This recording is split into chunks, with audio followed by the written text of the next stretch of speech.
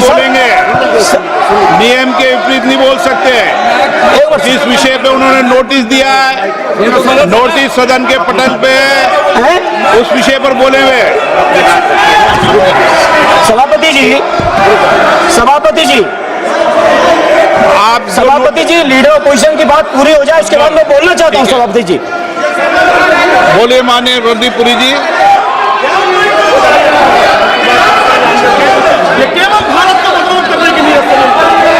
Honorable Speaker, sir. Honorable Speaker, sir. I rise to inform.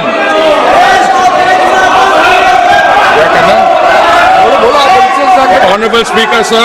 I rise to inform the House of steps taken in response to the disruption of the global energy supplies arising from the ongoing conflict in West Asia. The world has not faced a moment like this in modern energy history.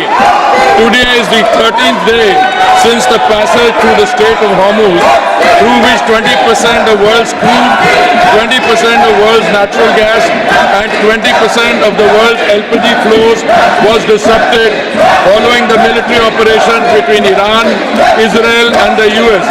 For the first time in recorded history, the Strait of Hormuz has been effectively closed to commercial shipping. Despite India having no role in causing the conflict, like many countries, India has to navigate through its consequences. The contrast with how other nations are managing this crisis places India's response in its sharpest relief. A country in our neighborhood has shut all schools for 2 weeks,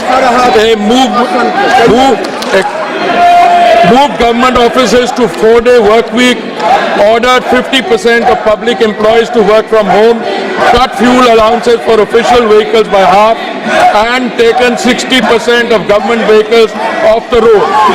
This country has experienced the largest single fuel price increase in its history, with petrol up approximately 20% in a week. In another neighbor has closed universities early and brought forward the Eid al-Fitr holiday to save fuel. Countries in Southeast Asia have also had to take energy rationing and conservation measures.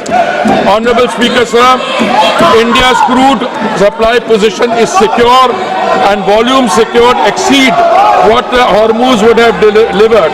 Before the crisis, approximately 45% of India's crude imports transited through the Hormuz route. Thanks to the Honorable Prime Minister's outstanding diplomatic outreach and goodwill, India has secured crude volumes that exceed what the disrupted Strait of Hormuz could have delivered in the same period. Non-Hormuz sourcing has risen to approximately 70% of crude imports, up from 55% before the conflict began. India sources crude from 40 countries as against 27 in 2006 and 7. This structural diversification, built through sustained policy over successive years, has given us options that other nations find themselves without. Refineries are operating at high capacity utilization. In several cases, they are exceeding 100%. There is no shortage of petrol, diesel, kerosene, ATF or fuel oil. The availability of petrol, diesel, aviation, turbine fuel, kerosene and fuel oil is fully assured. Retail outlets across the country are stocked and supply chains for these products are functioning normally. Additional allocation of PDS kerosene has been issued to all the states.